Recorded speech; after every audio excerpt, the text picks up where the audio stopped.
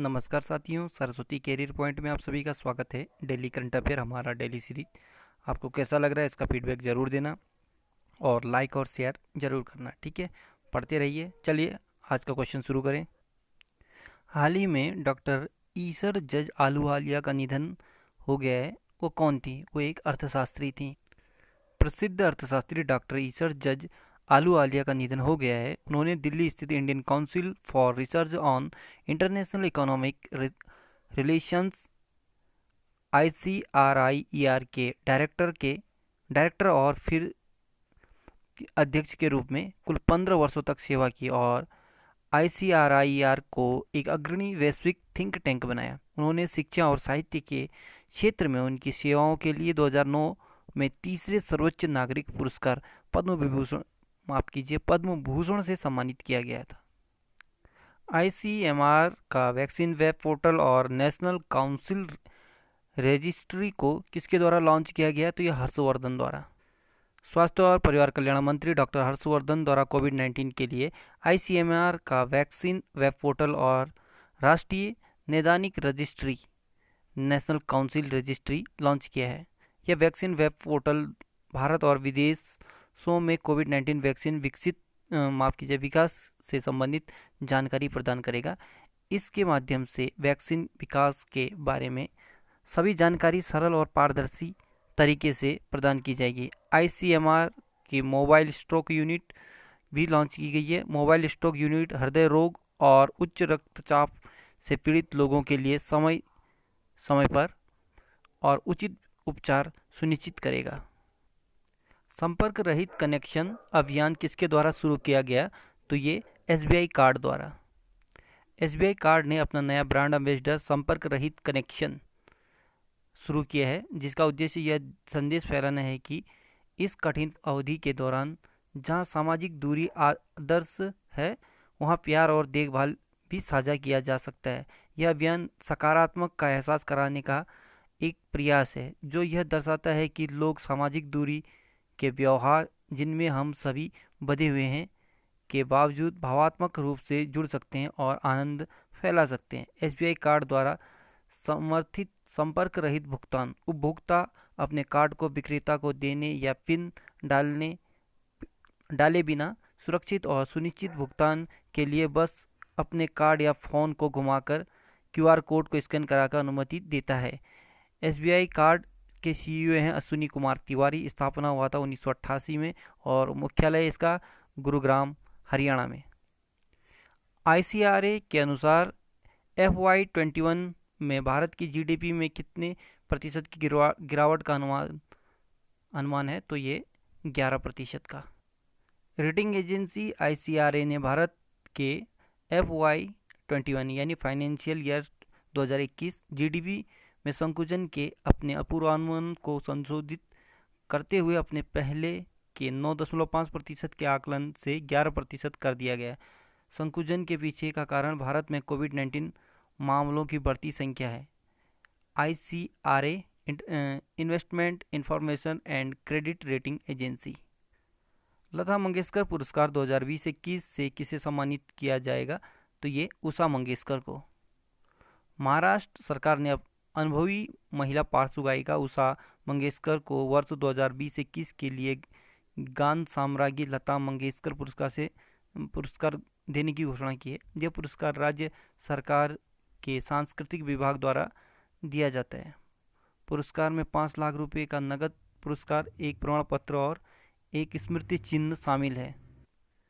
इस अनुभवी गायक ने मराठी, हिंदी और कई अन्य भारतीय भाषाओं की फिल्मों में गाना गाए हैं। खादी और ग्रामोद्योग आयोग ने अपने परामर्शक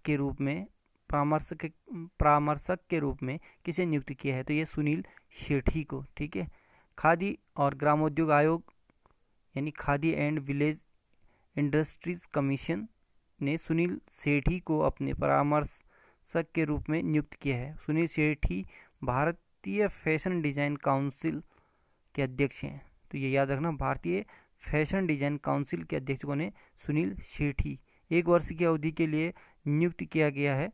इससे पहले प्रसिद्ध फैशन डिजाइनर सुश्री रितु बेरी केवीआईसी के सलाहकार के रूप में कार्य कर चुकी हैं। खादी और ग्रामोद्योग आयोग का अध्यक्ष हैं विनय कुमार सक्सेना। यहाँ पर दो की पॉइंट मिले हैं, एक तो आपको भारतीय फैशन डिजाइन काउंसिल के अध्यक्ष हैं तो ये सुनील शेट्टी, और दूसरा खादी और ग्रामोद्योग आयोग के अध्यक्ष हैं विनय कुमार सक्सेना। ठीक। स्वदेशी माइक्रो प्रोसेसर मॉजिक किसके द्वारा विकसित किया गया है? तो आईआईटी मद्रास द्वारा। ठीक है। भारतीय प्रौद्योगिकी संस्थान Indian institute of technology Madras ने इंटरनेट ऑफ थिंग्स उपकरणों के लिए स्वदेशी माइक्रोप्रोसेसर मॉजिक को सफलतापूर्वक विकसित किया है। मॉजिक एक processor come system on chip है जो तेजी से बढ़ते आईओटी उपकरणों की आवश्यकता का ध्यान रख सकता है, जो डिजिटल भारत के स्मार्ट शहरों का एक अभिन्न अंग है। ठीक। इलेक्ट्रॉनिक्स और सूचना प्रौद्योगिकी मंत्रालय ने आईआईटी मद्रास के मॉजिक प्रोजेक्ट को वित्त पोषित किया है। भारतीय दूरसंचार नियामक ट्राई ने नए अध्यक्ष के रूप में किसे नियुक्त किया है? तो यह डीपी बाघेला को। कैबिनेट की नियुक्ति समिति appointments committee of the cabinet ACC ने डीपी बाघेला को भारतीय दूरसंचार नियामक ट्राई के अध्यक्ष के रूप में नियुक्त किया है। उससे पहले आरएस शर्मा ट्राई के अध्यक्ष थे, जो 5 साल के सेक्टर नियामक के पद पर थे। वह वर्तमान में रसायन और उर्वरक मंत्रालय के तहत फार्मास्यूटिकल्स विभाग में हैं, जहां उन्हें 30 सितंबर तक 1 साल के लिए सचिव के रूप में नियुक्त किया गया था। भारतीय दूरसंचार नियामक की स्थापना 20 फरवरी 1997 को हुई थी, यानी ट्राई की स्थापना 20 फरवरी 1997 को हुई थी, और इसका जो मुख्यालय है वो नई दिल्ली में है। भारत और मालदीव द्वारा दोनों देशों के बीच व्यापार को बढ़ावा देने के लिए पहली बार सीधी कार्गो फेरी सेवा की शुरुआत कब की गई? तो 21 सितंबर 2020 को की गई। भारत और मालदीव द्वारा दोनों देशों के बीच व्यापार को बढ़ावा देने के लिए 21 सितंबर 2020 को पहली बार सीधी कार्गो फेरी सेवा की शुरुआत की गई है। मालवाहक नौका सेवा मालदीव के कुलधुफुसी और माले बंदरगाह को भारत के तुतीकोरिन और कोचीन बंदरगाह के साथ जोड़ेगा। भारत और मालदीव के बंदरगाहों को जोड़ने के लिए शिपिंग कॉरपोरेशन ऑफ इंडिया द्वारा संचालित कार्गो फेरी वेसल लिंज का उपयोग किया जाएगा। शिपिंग कॉरपोरेशन ऑफ इंडिया के एमडी और अध्यक्ष हैं Shrimati HK. Joshi. Shipping corporation of India का मुख्यालय मुंबई महाराष्ट्र में है और इसकी स्थापना 1950 में हुई थी। चिकित्सा शिक्षा के लिए वर्ष 2020 में आईजी नोबल पुरस्कार किसने जीता? तो ये इंदिरा गांधी के नाम से है आईजी नोबल, ये नरेंद्र मोदी जी ने जीता है। प्रधानमंत्री नरेंद्र मोदी को चिकित्सा शिक्षा के लिए वर्ष 2020 के आईजी नोबल पुरस्कार के लिए चुना गया है। संस्था के मुताबिक उन्हें कोविड-19 महामारी के जरिए दुनिया को सीख देने की वैज्ञानिक के अलावा राजनेता भी लोगों के जीवन को बचाने में अहम भूमिका निभा सकते हैं के लिए सम्मानित करने के लिए चुना गया। ठीक। पीएम मोदी आईजी नोबल पुरस्कार से सम्मानित होने वाले दूसरे भारतीय प्रधानमंत्री है। इससे पहले 1988 में अटल बिहारी वाजपेयी को इस पुरस्कार से सम्मानित किया गया था। आईजी नोबल पुरस्कार का एक व्यंग है। यह हर साल 10 असामान्य या महत्वहीन वैज्ञानिक अनुसंधान के लिए दिया जाता है। इस पुरस्कार के लिए लोगों का चयन हास्य विज्ञान पत्रिका एनल्स ऑफ इम्प्रूवल रिसर्च करती है। एनल्स ऑफ इम्प्रूवल रिसर्च, ठीक है, यह हास्य विज्ञान पत्रिका है, याद रखने से। अंतर्ग्रही संदूषण।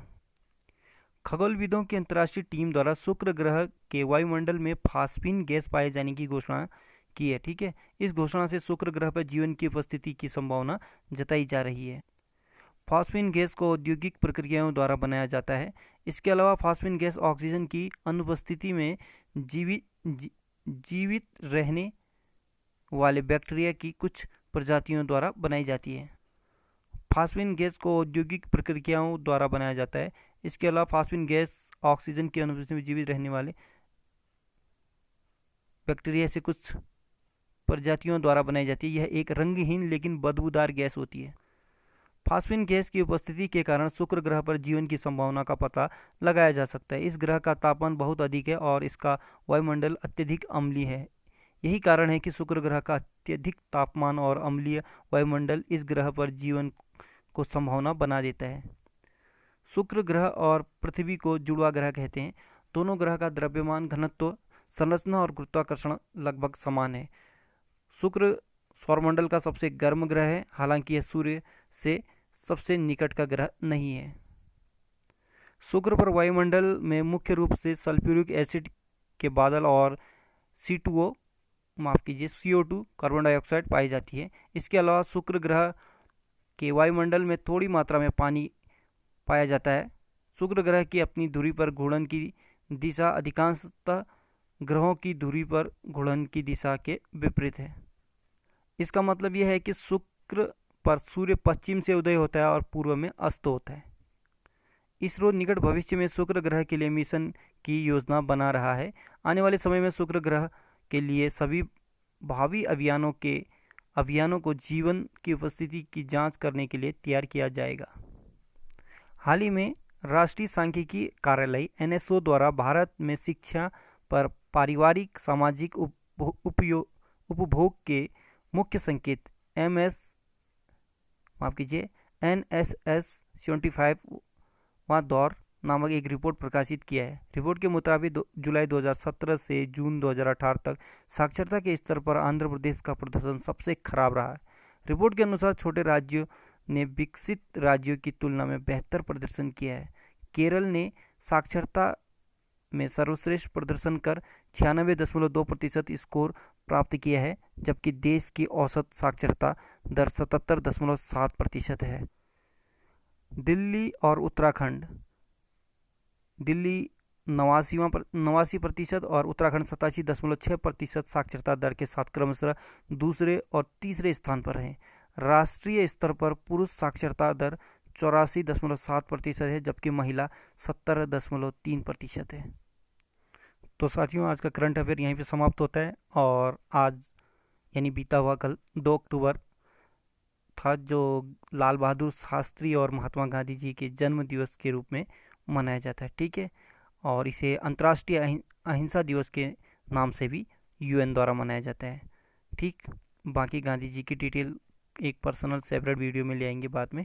तब तक के लिए गुड लक, पढ़ते रहिए, मेहनत करते रहिए और अपने आप को सक्षम बनाते रहिए। और बहुत जल्दी आपको खुशखबरी मिलने को मिलेगी, क्योंकि ज्ञान ही ऐसा चीज़ है जो आपको कहीं से भी उभार सकता है। Good luck, have a nice day.